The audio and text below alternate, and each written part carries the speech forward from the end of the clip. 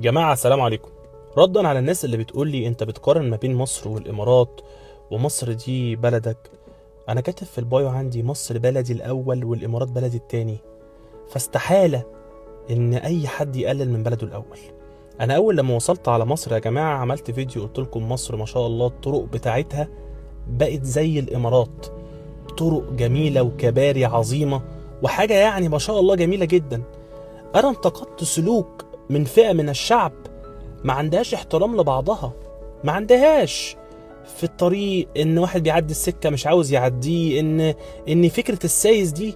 يعني انا لو جيت النهارده قلت لك ان مفيش في الامارات سايس، انت تركن عربيتك في الامارات وتحط باركنج تدفع للدوله عن طريق مسج SMS كده، تدفع للدوله فلوس حق ما انت راكن، والباركن موجود والدنيا نظيفه ومعمول لك الباركنج اللي تركن فيه وكل حاجه.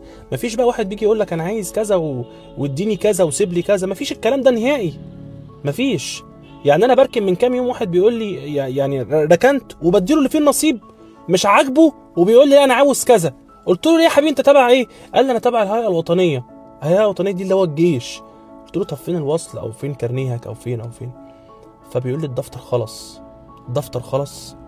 ايه هو الدفتر اللي خلص؟ فطبعا بيحور عليا وسبته ومشيت الصراحه يعني، وما قدرش يفتح بقه ان هو على غلط. فانا النهارده لما اقول لك ان في ايجابيه في الامارات نفسي تكون في بلدي، فانا عاوز بلدي تكون احسن بلد في العالم، في العالم. فانا مش بقول لك بقى الحكومه المصريه عامله لنا طرق، عامله لنا كباري، عامله لنا اشاير، عامله لنا لدارات، بس في بعض الفئه ما بتحترمش ده، ما بتحترمش ده. فانا بطالب من الحكومه المصريه ان يكون في قانون رادع وغرامات بقى، مش 200 جنيه، لا غرامات جامده علشان الناس تخاف ان هي تعمل اي حاجه. فمصر بلدي الاول وهتفضل بلدي الاول، وانا جنسيتي مصري وافتخر، والامارات بلدي التاني.